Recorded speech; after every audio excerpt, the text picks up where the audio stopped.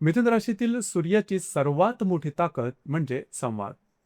या व्यक्तींना कुठं काय बोलावं, कुणाशी कसं बोलावं आणि कोणत्या विषयावर ते किती बोलावं याची जाण असते.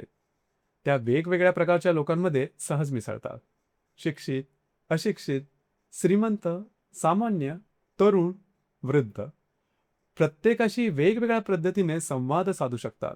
यामुळे त्यांचा मित्रपरिवार मोठा असू शकतो. जनसंपर्क चांगला असतो. लोकांना मदत करण्याची वृत्ती असते. एखाद्या व्यक्तीला माहिती देणं, योग्य व्यक्तीशी जोडून घेणं, मार्गदर्शन करणं किंवा अडचणीच्या काळात संपर्क वापरून मदत करणं या माध्यमातून त्या लोकांच्या मनात स्थान निर्माण करतात.